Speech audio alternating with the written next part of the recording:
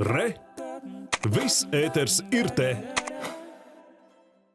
Šodien darbu Latvijas institūta direktora amatā uzsāks Aiva Rozenberga, un viņa mums šobrīd arī pievienojusies studijā. Labrīt! Labrīt! Apsveicam ar pirmo darba dienu. Jā, pēc stundas sāksies. Pēc stundas sāksies. Mēs jūs iepriekš zinājām kā premjerministrs Lendots Straujums preses sekretāri. Vai jums šis ir jauns un liels izaicinājums? Protams, tas ir liels izaicinājums, un viss prasa, kāpēc? Kāpēc to darīt? Un es domāju, bet kāpēc tad nes?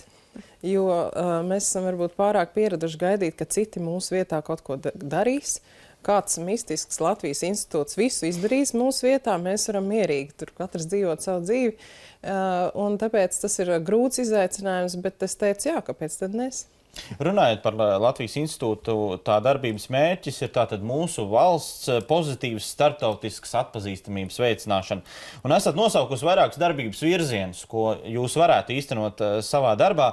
Latvijas kā loģistikas koridoru pozicionēšana, lielās talkas idejas un Latvijas 100-gades svinību starptautiska popularizēšana. Tādi 3 virzieni. Kādiem konkrētiem paņēmieniem plānojat šos virzienus īstenot? Tieši tā, man ļoti patīk stratēģiska domāšana, un es ļoti cienu arī citos cilvēkos stratēģisku pieeju.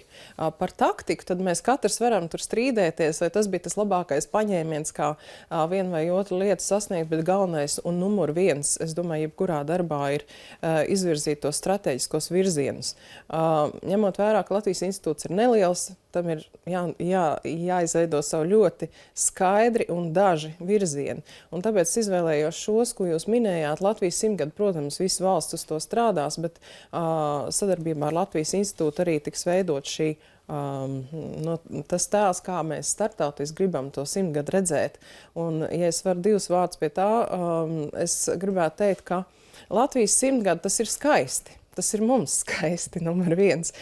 Bet Eiropā, es domāju, daudz interesantāk būtu dzirdēt, ko jaunās, kādreiz jaunās Eiropas valstis, kas tika dibināts pēc Pirmā pasaules kara, visas kopā, un tās ir kādas 10 valstis, ko tās savā 100-gadē šobrīd domā, kas tās ir pa valstīm, kāds ir viņu ilgtermiņa redzējums. Un tas ir viens no milzīgiem izaicinājumiem, varbūt panākt, ka šīs valstis kopā sevi kaut kā parāda 100-gadē, un es to izvirsu sev kā mērķi. Numur 2, tas ir šī gada jau notikums Ķīnas un Centrāla Austruma Eiropas lielā sanāksme šeit Rīgā. Tas ir milzīgs sasniegums un uzvara. Jautājums tagad, protams, mēs zinām, kā to parasti labi noorganizēt, bet kādus ilgtermiņa iegūmus mēs spēsim no tā iegūt. Protams, ne es to varu risināt savā Latvijas institūtā, bet žurnālisti, arī apmeklētāji, kas no Ķīnas varētu šeit ierasties, vai mēs, kas varētu doties tur un izmantot lielās Ķīnas iespējas, tā ir tāda milzīga strateģiska iespēja. Un 3, jā, lielā telka.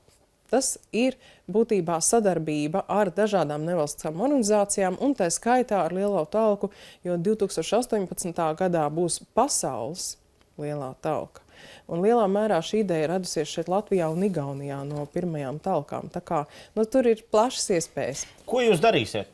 Piemēram, kā tad visai pasaulē padarīt interesantu to Latvijas 100-gadu stāstu, vai tajā lielajā sanāksmē izkārsiet varbūt kādu plakātu, vai kā jūs rīkosieties? Es vienkārši domāju, lai cilvēki arī saprastu, ko jūs darīsiet, lai Latvija kļūstu par to, piemēram, loģistikas koridoru vai iegūt vismaz tādu atpazīstamību. Es pirmkārt domāju, ka svarīgi ir saprast, ka Latvijas institūtam nav jāuzskata sev kā tādu nabu, ap kuru tagad viss Latvijas tēls un viss tās starptautiskās iespējas tagad cirkulēs tikai ap Latvijas institūtu, nekādā ziņā nē.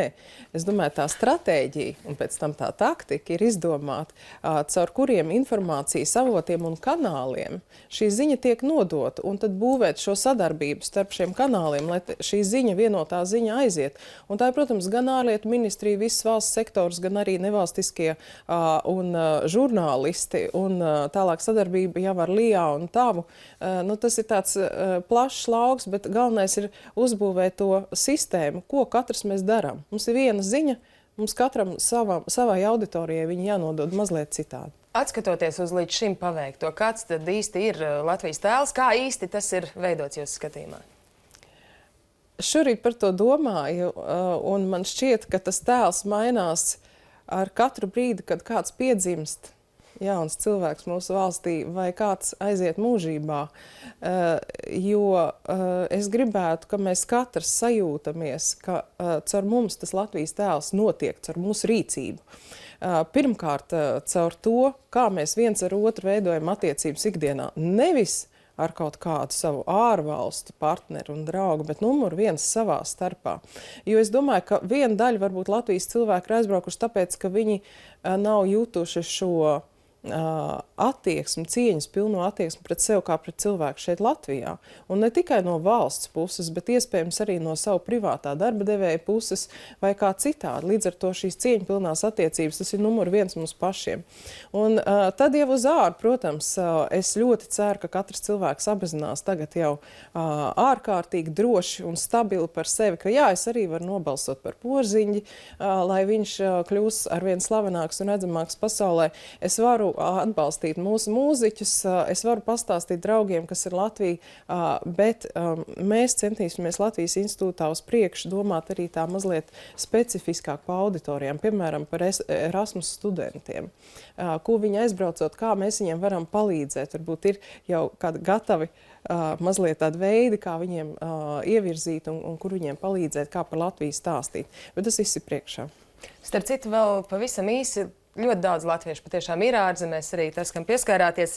Cik nozīmīgi ir viņu loma mūsu valsts tēla veidošanā? Es nedalu latviešus ārvalstīs vai Latvijas iedzīvotājs ārvalstīs un Latvijā. Man liekas, tas arī ir vēl viens uzdevums Latvijas institūtam, tai skaitā, un arī visiem mums katram atsevišķi. Nedomāt par mums tajā brīdī, vai mēs esam īstermiņa komandējuma ārvalstīs vai ilgāk tur atrodamies, un mums ir katram savi iemesli un dažādi. Bet mēs esam viens vesels pasaulē. Un tā ir Latvija pasaulē.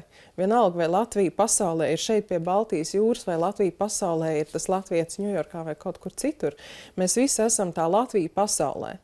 Un es domāju, ar tādu savu apziņu, ka katra tā rīcība, ko mēs darām, iespaido to, kāda ir Latvija pasaulē, tad kopā mēs varam kaut ko izdarīt.